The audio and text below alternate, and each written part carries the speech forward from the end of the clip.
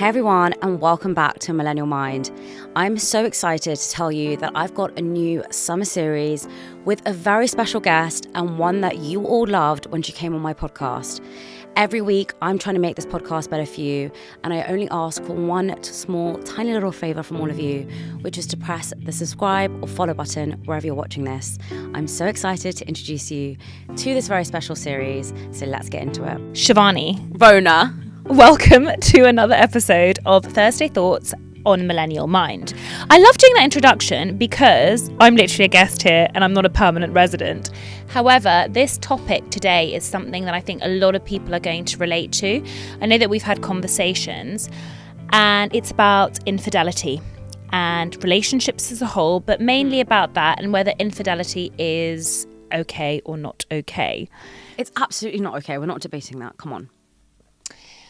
I would have to disagree with you. Now, what? Yeah. Okay, so here we go.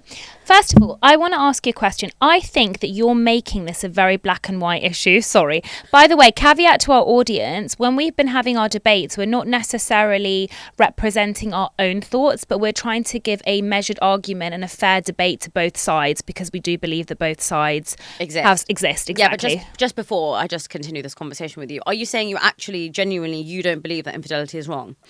I think that it's not a black and white issue, and I'm going to tell you why. So infidelity is obviously classified as somebody cheating on their partner, right? But again, the definition is actually extremely broad. What is considered to be dishonest or cheating? Is it engaging in text messages with someone else? Is it flirting on a night out? Is it sliding into someone's DMs? Is it entertaining someone that slid into your DMs? Or is it the physical act of kissing, intercourse? There's so many different levels. And actually, when you start to boil it down, people have different versions of the different versions of what it actually is. So I think it's a very complex subject, and you can't actually just say, yeah, you know, somebody cheats, it's right or it's wrong. Well, it's wrong. But I think what you're trying to say is what part of that is wrong, because some of it can be hazy, right? I find this so funny that you're debating this side because you're like very much about loyalty. I know. And as a person, if I was like this, I like this girl called Rhona, and she's Egyptian and she has copper hair, you'd be like, who the hell is that? Why are you friends with her? Listen, loyalty is one thing, but I think the one thing about me is that I have real empathy for almost every human being. Like, even, you know, when we've talked about other things, like people that have been perceived to have done bad things, I'm always like, there is a reason why that's happened. I agree. And I think that when it comes to cheating, it's actually a hugely complex subject. Now, the reason why I was really interested in it is because I came across somebody called Esther Perel. P.S. Get her on your podcast if you can ever. Oh my gosh, she's amazing. And she basically did a TED Talk that went super viral. It went super viral, and it was called Rethinking Infidelity. And she talks about how, so she's French, classic, you know, the French like love to talk about that stuff. But basically what was really important about what she said is that in the past, people used to cheat because they weren't with their chosen lover. So, for example, if you had a partner, it was usually for financial reasons. So you used to get married because the families, or they like trade you in for the cows, probably camels in Egypt, you know, that kind of thing. And essentially, you would end up eloping with somebody that you had true feelings for. But now, in our day and age, mostly you can choose who you marry, yet people choose to cheat. She also then goes on to talk about her clients. And when she talks about her own clients / patients, she basically says that 90% of them say that they never actually regret the act of cheating when they've done it, but they regret the other person finding out and getting hurt. You're lying. Yeah, so it's really interesting, the psychology of it. And she goes into it and she talks about how certain people did things. So she talks about this woman called Priya, who was one of her patients, and she was like always kind of the well-behaved Indian girl, did everything her family wanted her to do, you know, conformed to absolutely everything, and, you know, had a child. And then randomly one day she starts having an affair with like the builder, like covered in tattoos. Yeah, it's like crazy. How old is she? Oh, I don't know. She doesn't stipulate her age, but the point is I'm like 16-year-old. Yeah. Like, what? And I think the thing is what she's saying is that it's also like the childhood that she never lived. Do you see what I mean? Well, yeah, I get that. I think I listened to this podcast. I can't remember her name. She was a sex therapist with Stephen Bartlett, and she said women actually cheat more than men. And that's no. Yes. weirdly, married women, sorry, I think it was, cheat more than men. Maybe I should fact check this. But I think from memory, married Do you want to men, fact check it, or you fine with well, this? I'm not going to listen to the podcast Fine, right okay, now. cool, yeah. But I think what she said is married men. ChatGPT, I'm going to check it. Go on. No, now I'm getting confused. Married women cheat more than men. Married men or men in general? I'm confused. Okay. Okay, anyway, the point was, and what I'm trying to get from that, women generally like to have a lot of excitement into their lives. So what she said in that podcast is, if you tell a man you will have intercourse with your wife in the same way, with the same person 3 times a week for the rest of your life, men will be happy with it. Tell a woman that, she doesn't like it. She likes excitement. She likes new things. She likes to try different things.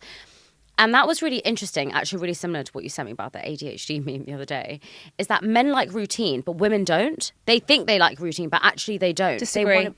Here we go again. Really? See, I'm someone who likes routine, but then I get bored when I have routine. So interesting again, because I'm going to reference Esther Perel a lot, because as I said, she's somebody that's an absolute expert in this field. But she, for example, goes on to say that it is the excitement that keeps people going. So, for example, of the affair, it's the secrecy. Yeah, it's the. That's what I just said. Yeah, but it is the secrecy. But she relates it more to men actually, and she's biologically, women actually prefer to be with one person because there's a degree of stability, and they're looking for that person. They're looking for that person to be the father of and have that family with. Whereas biologically, in cavemen days, men were used to having multiple partners. That's the way that they were, and they were used to having, and like you could have a village where literally the man would be the father of multiple children and the women would just have that one guy. Do you see what I mean? So it kind of makes sense in that sense. However, having said that, obviously in our modern day and age, women understand that they have needs. They're very much empowered in the decisions that they make. And I think that actually, if I had a partner that cheated, I have had a partner that's cheated, but we won't go into that. But if I had one, I think that maybe it's easier said than done, but I think that I would not necessarily say it's okay and whatever, but for me, I think it wouldn't be black and white. Like, until I'm in that situation, I think I'd have to really understand, because I said people cheat for multiple reasons. It doesn't necessarily mean that if you're cheating that you do not love the person that you're cheating on. Rhona. 100%. Are you high? Literally. So, Actually, okay. Think about that statement. Actually, sorry. I do agree with you there, because I do think you can love more than one person. Just want to say, I only love my boyfriend if he's watching this. I just want to specify that. But I do think you can love more than one person. I do understand how people do. Now, I have a very strict take on this because I've seen it happen. I know so many people that cheat in their relationships. Do you actually? Do you have friends? Many people. Actual friends in your immediate circle? I'm not going to say. I know loads of people that cheat. And I know those people that have cheated. And I also think that it's very normal for some people because they are almost living in a world where they are going by your motto of, but I love that person. I just, want to have fun with someone else. But I don't think it's like that, because some people, it's not about fun. So, for example, going back to that, I have witnessed people cheat on their partner because they're wildly insecure and they need validation, or they perhaps felt that their needs weren't fulfilled in their relationship at that time. One of my best friends cheated on her partner that loved her a lot, but she felt that she actually wasn't being satisfied in the relationship sexually, and she ended up cheating. I had the conversation. She felt horrific about it, but again, Shivani, again, we're making it black and white. Like, we don't live in a perfect world, and it's okay. Like, they broke up in the end. He never found out, but she knew ultimately. What? Yeah, he never found out. She knew ultimately that it was, that what she had done was obviously going to hurt him. They broke up in the end, and she's been working on her stuff recently. Now, having said that, the one thing for me, I do think, and again, this is a bit controversial, I think once you've crossed that boundary or you've crossed that, it's really easy to do it again. Like, of course it is. So, like, 100%. If I cheated once, I would 100% continue to cheat. You're correct. But I say it's like when people take the plunge, right, for example, and try drugs, right, as I'm 100%. I'm teetotal, right, so I'm scared of it in a way, because I'm like, I don't want to do it because, but I also, it's the unknown, so I just don't do it. But I assume that if you do something like that, and of course on some level it's going to give you an endorphin hit, right, because you're acting on your impulse, know. that's sort of like one thing, but I feel like you're bursting to tell me something else, so go on. I could never, ever, ever not tell someone if I cheated on them. But this is the thing. I think that is so wrong. I think this is the thing, right? What do you think, actually? Because it's going to end up hurting that person. You're not going to be with them again. Okay, listen. Honestly, I'm one of those people that if I stole your milk out of your fridge, I'd feel so guilty if I didn't tell you. So I'm one of those people that I have such a deep sense of consciousness. And it was so funny because someone was saying to me the other day, Rhona, you are really rare. Because I was explaining how I was like talking to my therapist about it. I was saying that I get really hurt because I always assume that people act honestly all the time. I always assume. And do you know why? Because I literally just act honestly all the time. And it's really scarred me in the last few weeks because actually I found out so many people don't behave honestly. So many people behave in a way that, you know, I wasn't brought up like that. I was literally brought up with such a strong value system by my parents. I have a really like innate sense of like what's wrong or right, essentially. Anyways, so the point is, if I did something like that, like, have I ever felt tempted? Yeah. Have I ever fancied other people? We're human beings. I think that it's like, I think that, you know, that can happen. As you said, it's totally normal for people to find other people attractive. This is the problem, though. We are taught that when you find the one, correct. First of all, you just know. People say that, which I think is honestly just so annoying when people say that. You'll just know, everything will be different. You only love them. You only fancy them. You've only got eyes for them. That's not true. Do you know it's absolutely bizarre to think that there's one person in the entire universe for you. And guess what? They probably live 10 minutes away from you or 20 minutes away from you. You know what? Like, it's impossible. So it's really interesting because I also had a love coach. So I feel like, okay, so I'm obviously a 90s kid. You know, you're younger than me. I always say this. I'm in my 90s. And I mean, I was born in the 90s. Yeah, honey pie. I was already like 5 in the 90s. So Not even 90s kid. What am I I'm then? 1987. I don't know. Are you 2000s? Whatever they call the noughties. No, I was born in 1993. Yeah, exactly, hon. I'm literally 1987. So I was like already 6, okay? Why are you always in this you like love saying you're old? I'm like, we're a very weird person. Listen. You're the only person I know that like loves saying that they're old. Listen, I'm not old, but I'm like, but I feel that there was such a shut up. I feel like there's such a toxic narrative because I literally grew up with Disney. Like my mom was like, here you go, we're gonna put on like Cinderella, Aladdin, and Sleeping Beauty, and every single one there was a Disney princess that got saved, not only fell in love with, got saved by Prince Charming and the most incredibly good looking, perfect, wonderful man. And all she had to do was turn heads when she walked into a room. That was her job, you know. I never watched any of and that. it was exactly. I was raised with 3 boys. I don't think I've ever seen Cinderella. But the thing is, it's such a toxic narrative because honestly, Shivani, it made me think, number one, as a little girl and growing up, it went all the way into university, that's going to happen. And I was really focused at school. You know, we hung out with boys and all that stuff, but I was really focused on getting into dental school. I socialised and stuff like that. And I was like, it's going to happen in university. I'm going to walk in a room. The hottest guy at university is just going to fall in love with me because I exist. And then that's it. And then I'm going to get married by the time I'm 27. I'm going to have all my babies by the time I'm 30. I'm 36 now and I've got frozen eggs. What an amazing partner. Now, the point is, it was so toxic and I had to do so much work on it.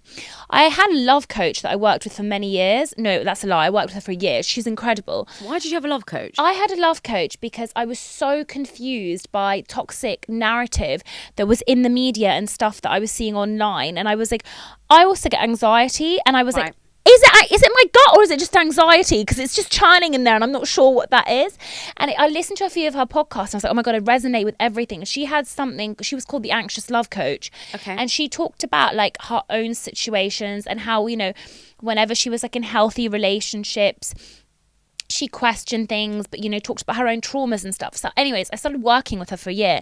My point of what I'm going to say is that you said, I said, why do people say, you know, when you know? Like, what does that mean? And she literally said to me, when people say, you know, when you know, it means I am comfortable with the decision I am making at this time. Right. That's all it means. So no one actually knows. In fact, 3 people that said, you know, when you know, are now divorced from my university. And I remember them specifically saying that. Everyone is getting divorced now as well. And look, actually, I want to go back to the kind of basic thing where we've talked about cheating, okay?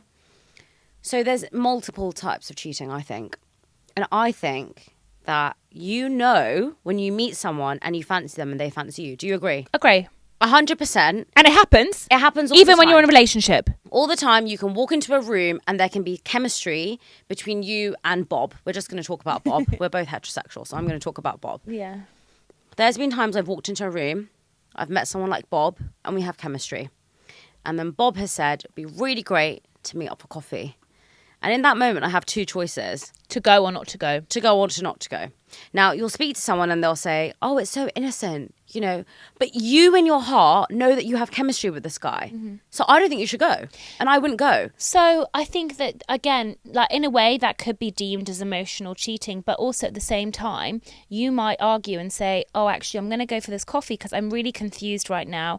I don't know like what this means. Does this mean something? Is this universe? But listen, then you go for the coffee and then you're like, you know what? Actually, there's absolutely nothing there and I'm so glad. Why are you checking out the options though? But it's not about checking out the options. You are, because you're seeing if there's something there. No, I think that's really but bad. I think, but then you might go back to your relationship and like, am I questioning my relationships? But actually, you might think, no, I'm not. I understand. Like at the end of the day, intention, Rhona, the intention is not right. If your intention is to go and be like, do I want to see where this might go? Well, listen, that's wrong. So listen, again with Esther Perel, top psychologist, as I'm going to keep bringing her up. She also said that of those couples where the partner found out and chose to forgive, which wasn't easy because it didn't happen often, a lot of the times, most of the time, those couples came back stronger and it actually made them address the issues in their relationship that would have caused a partner to cheat. Now, I think, of course, there's exceptions. You know, you've got some narcissistic people out there that are serial cheaters and serial hurters. But I think the main thing that we're talking about and that we have in common here is intent. Exactly. We're talking about intent, right? Exactly. And I think that if you cheat and it shocks you because you, as I said, don't feel fulfilled in some way or you've got some kind of trauma or anything like that, I think that we have to give people grace and be like, okay, you've done that, you've messed up, but you know, if they have the opportunity to grow and learn and not do that again, I think that is actually okay. That's something that can be forgived. However, if you've got somebody that continuously does it, continuously intentionally hurts a human being, then of course I'm like, bye, you know, that's somebody that's got, you know, psychological issues. I'm not sure. I think that I'm a very open person, as you know, right? So when I go into a relationship, I kind of talk around these things of, you know, if there's something that upsets you, you let me know. If there's something that you're missing, I'd rather you let me know. And I'm actually very open about it. Like when there has been things that are missing or I'm unhappy about, I will talk about them. Now, I'm not saying we live in a perfect world and everyone should be able to. I do think emotional cheating is a lot harder for me to forgive, though. Than physical. Physical, for me, is... That's literally someone doing the act. If someone was drunk and they kissed someone... Slept with someone. I'm going by stages. Yeah. If someone was drunk and they kissed someone, I think I would... It depends how drunk they were. It depends if they remember it or not. I'm not sure.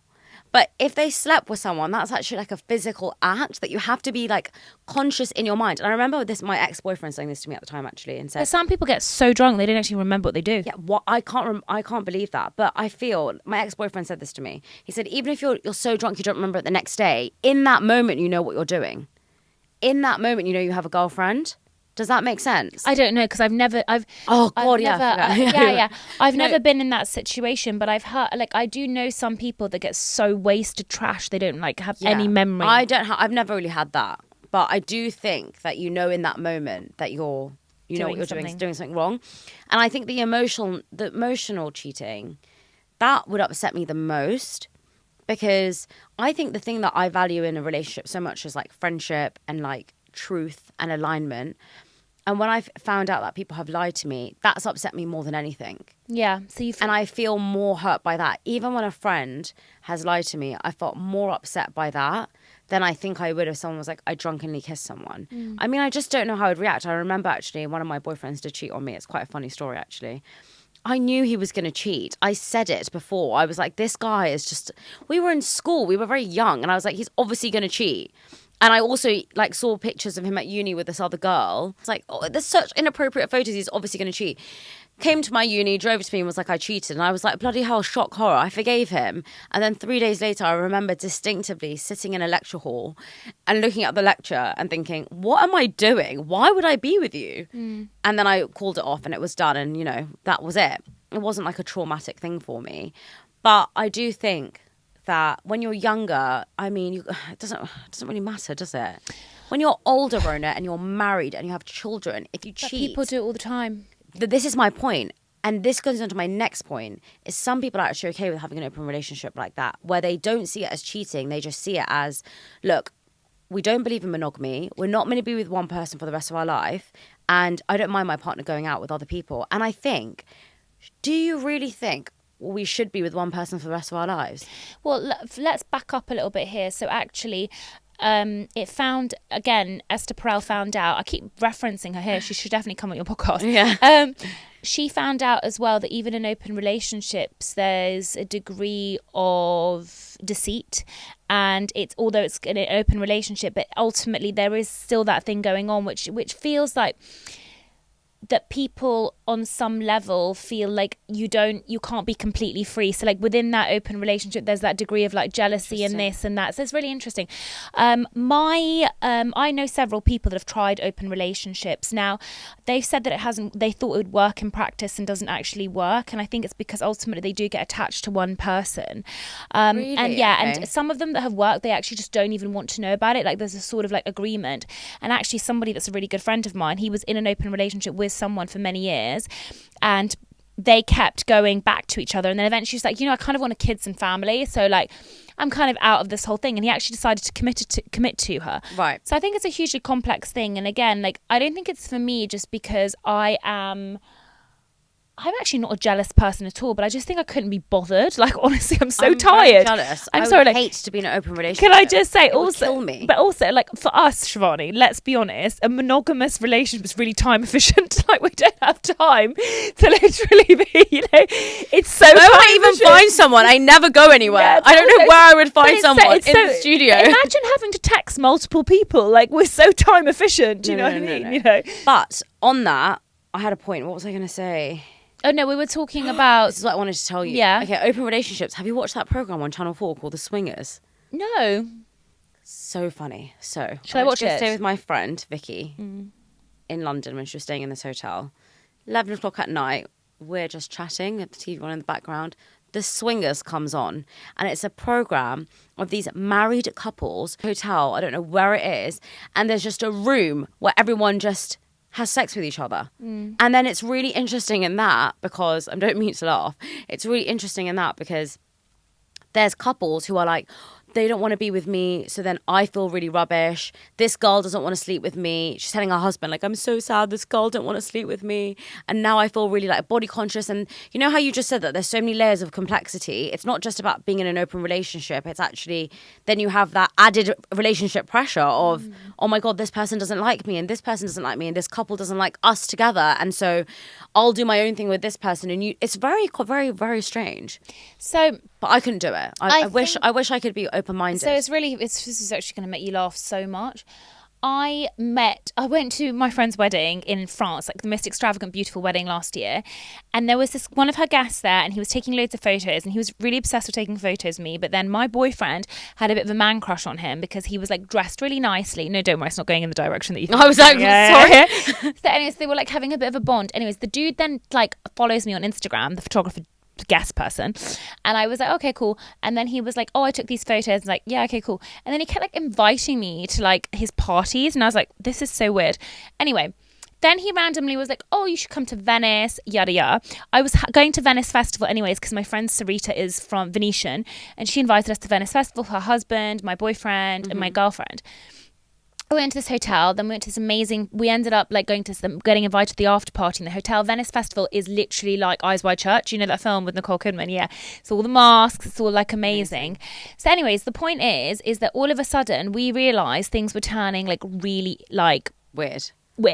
And all of a sudden we were like, oh my God, this is like an orgy party. And it's like they were all like going onto the rooms. Anyways, he obviously thought I was into that, and he still messages me all the time. I'm like, hello, I'm literally like, so, but block him. Yeah, no? Well, he's friends with all my friends, sort of.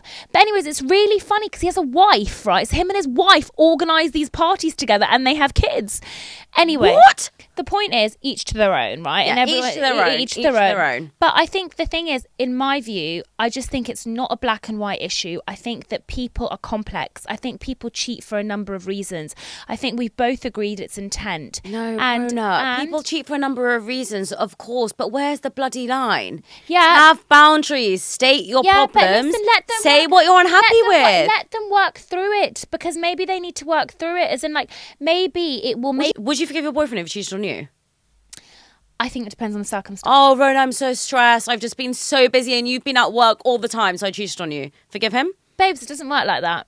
Why not? Would you forgive him? Because I'm asking you a question. It's a yes or no answer. I think that I would probably walk away, but I think that I would walk away initially, but I think that it would all depend on how he behaves afterwards. I want to know what the circumstances were. Like, you work too hard. You're never going to change that. Okay, so bye. Okay. But that's different. Okay. So if he then it said to me, I feel like you've been neglecting me. I feel like you've not, like, that we haven't, like, been fulfilled in our relationship. I feel like I've been really lost. I feel like this. He hasn't communicated that to you, and you've been going on holidays, and nothing has been said. Yeah. You'd be okay with that?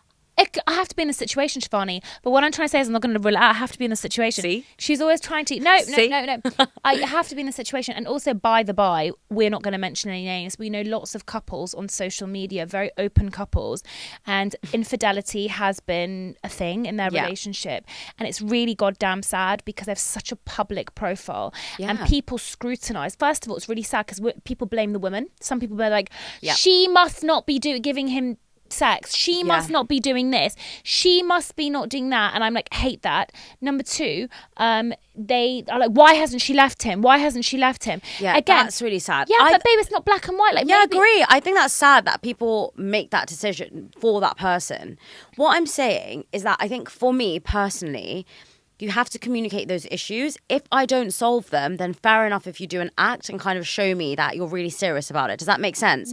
So if someone said to me, I'm really unhappy in our relationship, you're never there for me, you're always working, you're always busy, we don't do this, we don't do that, and then I continue to do those things and then they cheat, I think I would be understanding. I don't think I'd be understanding if my partner just randomly out of the blue cheated on me and then said, it's just because you're so... Totally. If I'm just like, you're gaslighting me. Like, you're blaming me for the situation. But that's why I'm saying it's all, like, circumstantial. Exactly. And again, if we go into those couples as well that, like, as I said, public couples that choose to forgive their partners for whatever reason, like, we can't bear judgment on that. We're not in that situation. I don't think it's bad if you forgive your partner, by the way. That's not what I'm saying. I'm saying that you did say cheating was unacceptable, so you're basically saying that. I didn't say... I said cheating was wrong if you don't communicate. And I stand by that. I think that if you don't communicate and you randomly cheat, I think it's unacceptable. I don't think it's fair enough to say that. But you're also making the assumption that everyone has communication abilities. Okay, I'm making the assumption that everyone has a mouth and two eyes. That's ridiculous. I hate it when people say that. Listen. No! Listen, there's nuances. There is nuances. You have to have a nuanced way of thinking. What do I mean by that? You can still love your partner and you can still cheat. I agree with you, but I think communication is very important. And for me personally, I communicate in my relationship. So if someone cheated on me and they didn't communicate that they were unhappy about something before they cheated, I think it's bullshit. I think it's a scam to just be like, oh, sorry, I was in Mykonos and I cheated on you because but also it's like, but talking about that Priya girl that she was talking about last time, during, is like, she had been really, really wrapped married? up. Yeah, but she was wrapped up in cotton wool. Oh, she was married. Oh, sorry. Yeah, she was wrapped up in cotton wool. She'd never been exposed to really anything. She just communicate with your parents. I don't want to have an arranged marriage. No, but she didn't know any better, and it wasn't an arranged marriage, so she just lived on. And then she suddenly opened her eyes and was like, "Oh, what's this?" Do you know? I do understand. Sorry, I'm just joking. I do understand. Hashtag not joking. No. I am joking on that. Okay. I do understand. I think, like, if you're forced to get married, or if you're not forced to get married, you're not happy in a relationship, and you can't communicate because your husband's a narcissist and abusive. I do get all of those things. I'm just saying, for me personally, if someone were to cheat on me, I'd be very, very, very... I find it very difficult to forgive them. Oh, no, and I completely understand that. Do you? I do completely understand that, but again, I think again we should stop bearing judgment on those that choose to stay. I don't know, Rhona. You know what? In the past, in our parents' generation, and you can ask your mum this: if someone cheated on you, you would be judged if you left, because divorce 100%. Divorce had such a stigma. Nowadays, listen, because it's what you're saying. If you stay. Judged if you stay. But I do think this is why I'll always be financially independent and will never... Me too. Never, well, ever that give we up echo. Work. Yeah, because I think that the problem is people feel like, I can't go out, get out. Exactly. That's why I think that. Because I do think that, like I said, it's very normal. Also, you have to remember that nowadays, we meet people so easily. Instagram. Swipe. Holidays. Swipe. Apps. Walking to work. Members clubs. Gyms. Like, it's very, very easy to get distracted. It's very easy to get distracted. You have to have that discipline in your mind. And I actually don't find it difficult. Like, I actually have a very, very good relationship with my boyfriend. Me too. I can't say that I get distracted very easily, if I'm completely honest. But I do think, and I think that comes with like age. I think when I was younger, I definitely was a bit more distracted, maybe because I didn't really like the people. But you literally live, eat and breathe your podcast now. Like, literally, I don't go anywhere. Yeah. So I think that it is, though, much harder for people when they're unhappy in a relationship, let's say, and they're not being recognised, they're not feeling loved, they're not with someone who they trust, they're not with someone who they deeply love, to not be distracted. yeah. And it is so easy to be tempted. And I've known people that have emotionally cheated, if I'm honest, and they're married. And they've said to their partner, but I didn't do anything wrong. And their partner's like, but the fact that you wanted to... is what's more hurtful. I also think that if somebody cheats, I don't think the other person 100% ever gets over it, from the experiences I've known from people, because that always gives them like a pass. When you forgive someone, when you cheated on someone and you're moving past from it, I think that you have to 100% let it go. And I think it's very difficult to do that. Yeah. I would definitely be like, you cheated on me, think so I'll have your fries. I think if you choose to forgive someone, you really need to just leave it behind you. And I think that's a really difficult thing, because some people do like bear the grudge. But anyway, let's hope that this, we don't have to be put in this position. My heart. Why really not? We should be so understanding, because there must be something deeper going on. But the thing is, my heart really goes out. As I said, there's a few couples out there at the moment on Instagram that, they're really like getting scrutiny. The women for staying, or getting blamed. And I think that's why I think it's a hugely complex subject, because it's not that I don't think their husbands don't love them. I just think that perhaps there is something going on. Anyway, we could go on. Men have a different forever. perspective on that, though. Men think that I've spoken to about you can't love more than one person. Women always think you can love more than one person. Men definitely think you can love more than one person, my love. Anyway, my point is that I think that you should communicate first before you take any action, whether that's meeting for a coffee, whether that's going for a drink, whether that's, sleeping with someone, kissing someone. I really think your intention is the most important thing. If you genuinely think that you and this other person have chemistry, but you really, really, really don't want to pursue anything with that person, then I think it's fine. I have one really interesting point, actually. Somebody messaged me about my podcast, and they were a really big deal. I'll tell you after who it was. Okay. I think I know, because I think I've been in the same situation. Go on. Okay. So no, I haven't told you this. But anyway, somebody messaged me. They were a really big guest and also a really well-known person.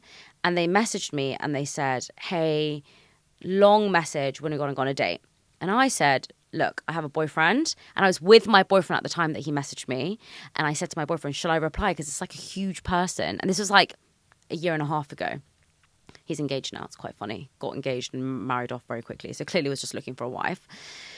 He messaged and said, okay, well, I know you're not interested. I said, look, I'm with a boyfriend. I've got a boyfriend. I'm not interested in going on a date. But obviously I'd like you to come on my podcast. He goes, okay, let me think about it. And then we had a Zoom call. And he said on the Zoom call, look, I'm just going to be completely transparent with you. I'd only want to be on your podcast so I could meet you. And so I could really get to know you. And at that point I said, look, just to be really clear, I really am not interested in you. So if your only intention is to meet me because you think that there could be a 1% chance, it's a 0% chance. It's never going to happen. So I think let's just leave it there. And we left it there, and that was it. And it was fine. Nothing about it. Like, you never spoke to him, never came on my podcast, never spoke to him, like, after that conversation, because his intention was very, very clear. And my boyfriend was very much like, well, yeah, say you've got a boyfriend, but definitely get him on a podcast because he's such a big person. And then look, that was the end of it, because I was like, your intention is so clear that the only reason you're going to do my podcast is because you want to meet me, and that feels icky to me. Oh yeah, but I mean, like, I had something similar. It's probably a different person because the person's not married, engaged now. But this a very big person as well had messaged me but asked me to come on his podcast and YouTube. I know who that is. And I was like, oh, this is so fantastic. And then it got a bit like, how do you look so amazing and all this stuff. And I was like, this is a bit weird. And it really annoyed. That was blurry, wasn't it? Yeah, but it wasn't intent. It wasn't really clear. So like, it really annoyed me because as soon as I was like, I have a boyfriend, he sort of phased me out. Like, it wasn't even that. And then like, it was a gradual unfollow. And I was like really angry because, like, the one thing is as well, like, I think like you, like, you really want that recognition because you put the bloody work, like hard work. Yeah, not in because they fancy you. Yeah, and I was so annoyed about it. And he'd also got a lot of bad press because he cheated on every girlfriend he had. P.S. I know who you're talking Anyways, about. and I was just like, ugh, that's so annoying. Yeah, that is really annoying. But that's my point, is that the intention has to be very, very pure. Now, when I was going to go and meet that person, I'd already told my boyfriend. I knew that he kind of was interested in me, but I said I had a boyfriend and we said we'd explore the podcast. I knew that even if I met him, there wouldn't be a 1% chance that I would ever fancy him. And so it wasn't weird for me to, let's say we did the podcast, it wouldn't have been weird. But because then he was like, the only reason I want to meet you and the only reason I'll do your podcast is because I fancy you. At that point, I was like, bye. I want you to be on my podcast because you want to be on my podcast, not because you fancy me. And at that point, it's like, no, the game is over. And that's why I think intention is really important. No, I don't judge people for staying. I do also think, though, you should know your worth. And you should understand the reason why that person cheated. If it was a sloppy kiss, if it was really drunken, they don't know what they're doing, and that's okay in terms of your boundaries, fine. But don't stay with someone because you're financially independent on them or you're emotionally independent on them because you think that there's no one else in the world out there. There are always better and amazing people out there, and there's like 8 billion people on this planet. Don't waste yourself on one person. Yeah, totally. But it's also when they've done the work, because also there's going to be people that cheat, for example, that have come from like a father that's cheated multiple times, and actually it's what they grew up with and it's the only thing that they know. Again, we have to understand that people behave in certain ways because of so many different factors. So of course it's wonderful and amazing that you say this, but this isn't their reality and this isn't their conditioning. So if their conditioning is different, that's fine. And I'm not saying that it's right or wrong, but sometimes people are on their path and journey. They have to find the right path, you know, whatever that means to them. Maybe it means an open relationship as well, by the way. Maybe that's just right for them. So I think it's a hugely complex issue, and I think we are creating that shiny image, like Disney, like, oh my God, and even like these Instagram couples that kill me, like we never show it, you and I. We're both in very healthy relationships. When you see us like dancing off into the sunset, because guess what? You know what? Like I don't feel the need to do that, and actually it makes other people feel like that is such a like everyday reality, and I just think it's actually a very toxic narrative. For sure. Made me completely disillusioned with like men and dating, you know. I used to think couples that were like so perfect on Instagram were perfect in real life. Correct. It's just not true. Correct. It's not true. But anyway, my take of it is take your personal responsibility. Yours is you'll forgive anyone. So no, and is do the work. If you want to act out, you're acting out for a reason. I'm gonna do a prank on you and cheat on our friendship, and let's see how you react. And let's see if you're like, oh, so sympathetic. I understand. I probably would be. All right. Okay. We'll test it. Love you guys. Love you guys.